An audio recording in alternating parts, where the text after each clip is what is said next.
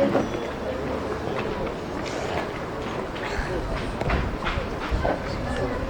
and gentlemen, boys and girls, welcome to this lovely, blustery afternoon here at Raglan Castle with the Worcester reenactors.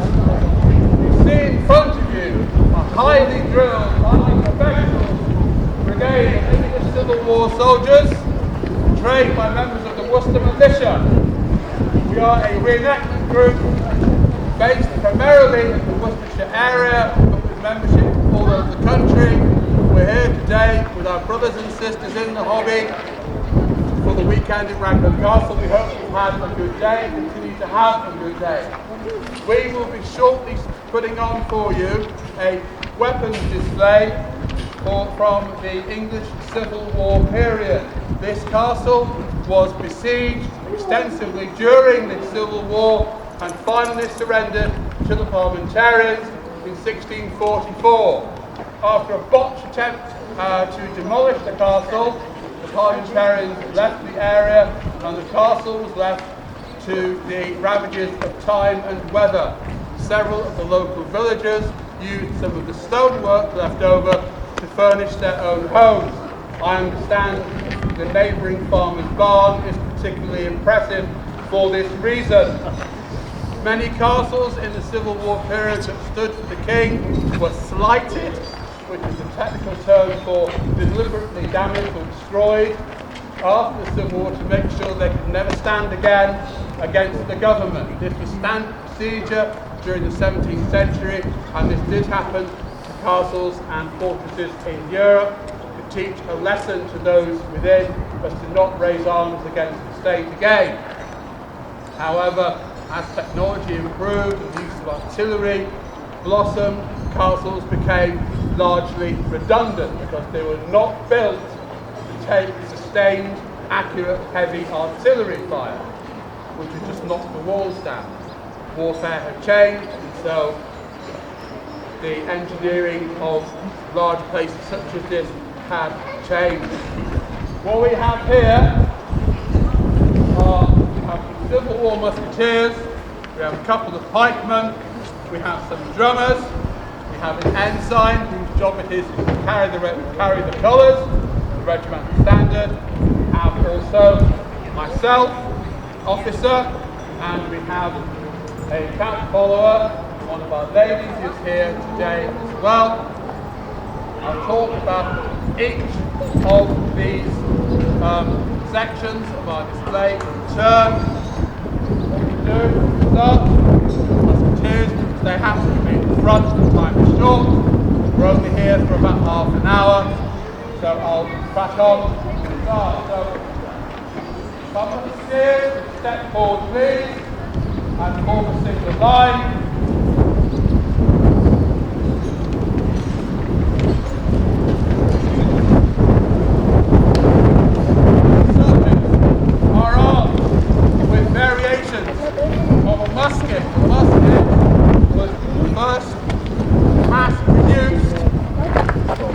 Portable black powder weapon.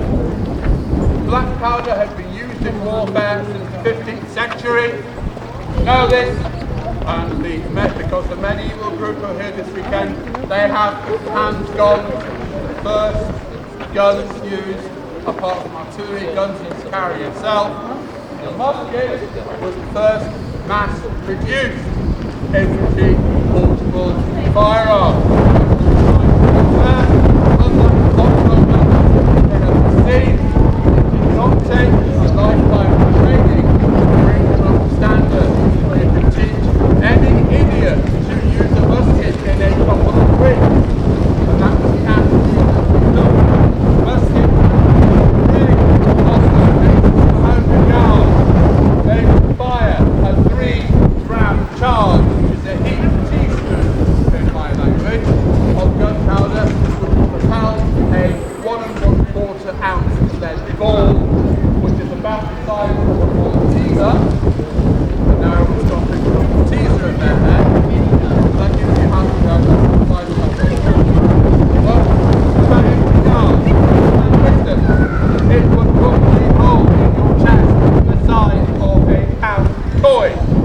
and an exit wound the size of a £2 coin. You would not survive the experience. Muskets were smooth-bore weapons. There were rifles during the Civil War period, but because the technology involved in making rifling was in its infancy, they were expensive status symbols and they were not mass-produced. A smooth-bore barrel is basically just a metal tube, and the lead ball will fly out and go where it wants to go depending on the wind, conditions, and how bad an aim is your musketeer. Musketeers did not deploy by themselves. You did not have a scene in Hollywood, one man with a musket knocking down enemy after enemy after enemy. Thank you, Mel Gibson in The Patriot.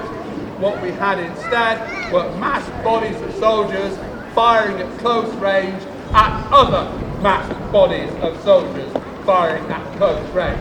And the name of the game was to knock as many of your enemies down permanently as you could and make them think about possibly running away. And whoever's nerve breaks first, they're the ones who lose. Up close and personal, the bayonet hadn't really come in. That was a French invention. Soldiers would carry a sword, or they would simply reverse their musket and use it as a club. What starts out as a heavy, cumbersome, bad-tempered firearm suddenly, with a flick of the wrist, turns into a £10 baseball bat with a metal edge on the stock end, which would smash someone's head open like a melon being dropped from one of these walls onto a stone slab. That's in your head. So what I'm going to do now is I'm going to get these musketeers to wake up, listen to my voice, and I'm going to take you through loading procedure. Now, because of local considerations, farm stock, you cannot do firing here this weekend. I'm going to have to ask you to participate. Okay, I hope you don't mind.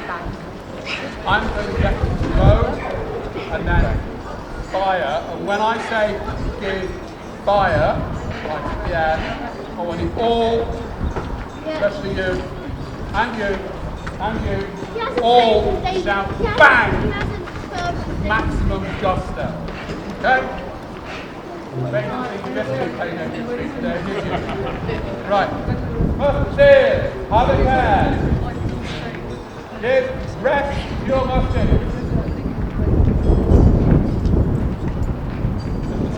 Rest your musket. Hand. Open your hand. Clean out your pants.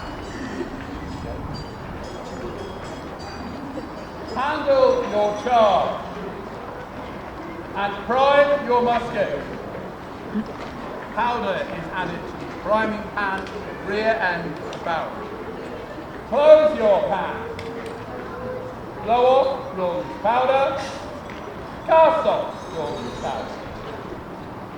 Any stray bits of powder you don't want to touch the pan, look for the dust to go off before you want it. Cast the sky down, that's right.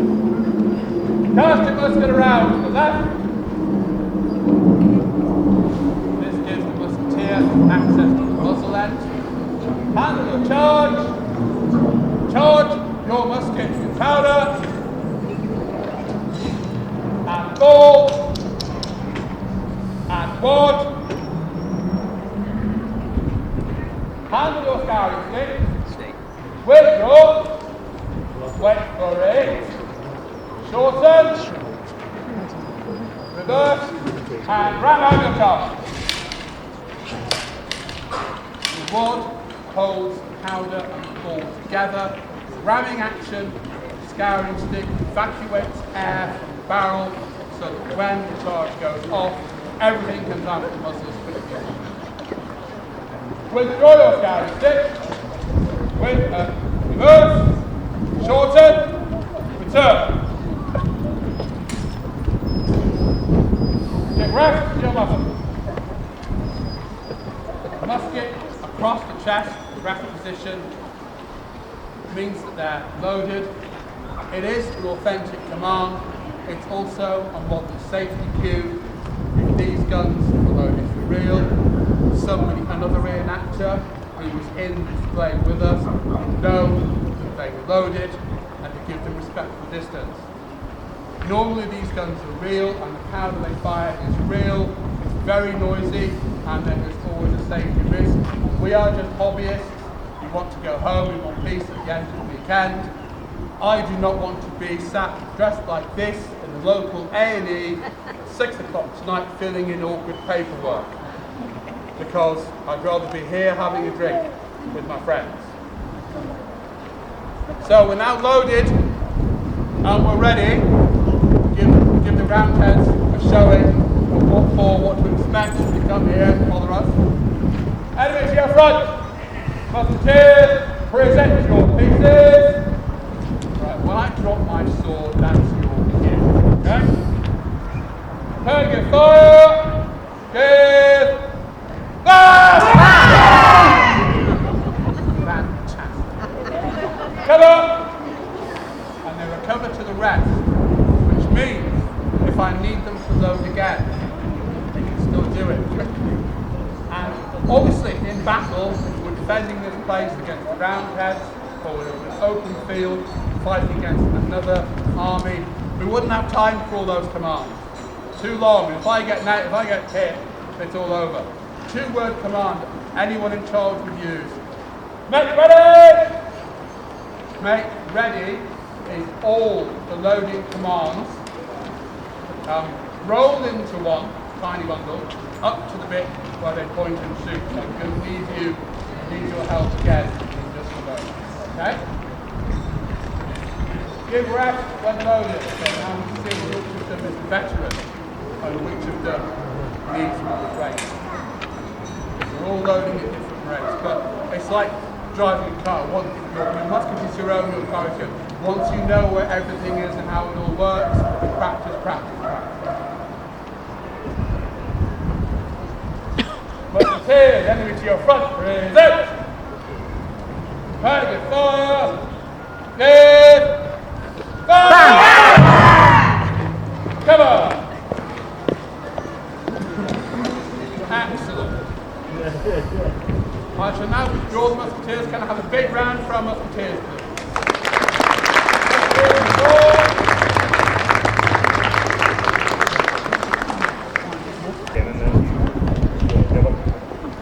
Now next up, we have a grizzled veteran and a young man in training. Can you tell which is which? Age is just a number. So, there are 2 kinds of infantry in the Civil War. There were the offensive musketeers, men whose job it was to just seem to kill the enemy in a distance, to make them think about running away. And you had the pikemen, guys with long spears. Now, Master Ewan, because he's in training, has a shorter spear for obvious reasons. Mr. McGill, a veteran of the wars in Ireland, has a full-sized, fully equipped pike. Now their job, pikemen would fight in huge blocks of 30 or 50 or even 100. Their job was to keep enemy horsemen at a distance. And I'll show you how they did that in just a moment. In a pitched battling field, Allied musketeers would step in amongst the pikemen and fire out between the level pikes. You become almost an organic mini fortress at the moment. The enemy can't get visibility from the spears, and the muskets firing out between. The enemy is dropping 1 or 2. They might think I'm running away. Enemy horsemen come up. Big men, big horses, big swords. The Scots during the Civil War with lancers. They're coming in. They've got a forest of spears facing them. Now we're all super very hard, but that gives you an idea. The forest of spears. Now with a rider, the clever one is the one with 4 legs. He's not going to get anywhere near that, and he will shy away from the spook. If he's lucky, he might throw his rider. His rider breaks the leg, and one of your mates will dash out from the formation and finish him, or the other horses take the hit and stop it. So, how were they deployed? I'll show you the basic positions, the postures, as they were called, of the pikemen. Pikemen have a turn.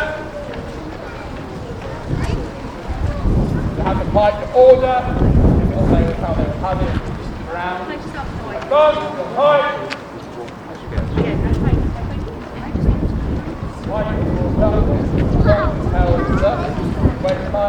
Charge your pike, front. Long! Long! Long!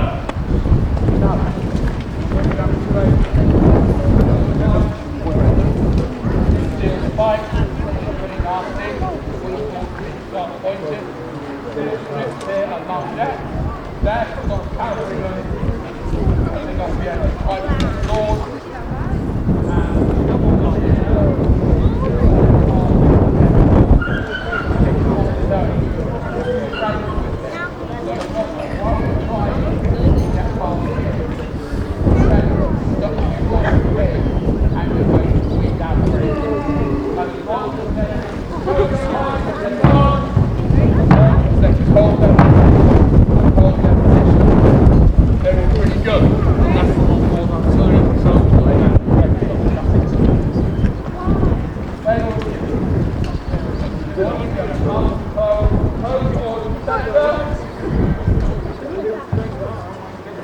Right hand about face. Some man in training. No ball here. Good on.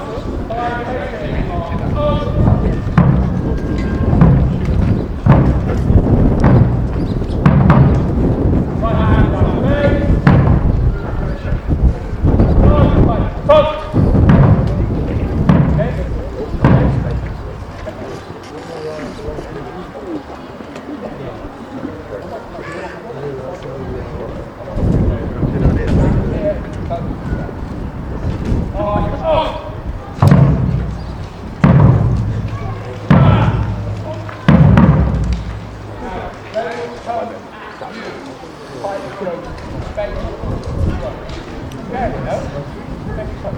Thank you very much. Big hand clap volunteer.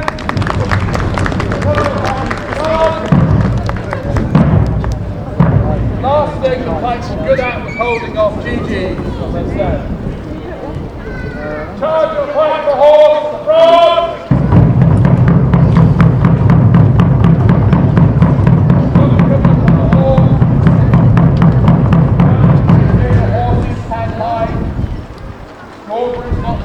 Anywhere near that, so with enough of them, they would see.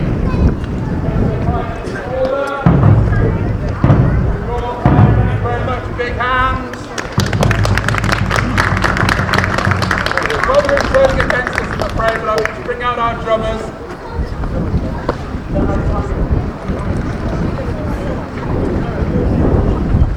Record some colors.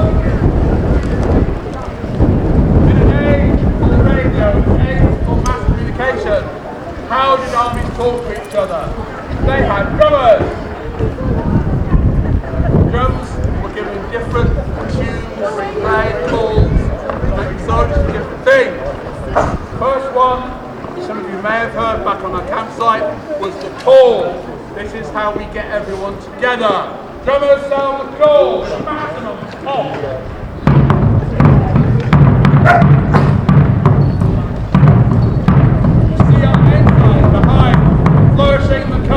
Encouraging the men to come forward and fight with their greatest ardour. So I've got everyone together. We've got to go now, so we have to march. English march!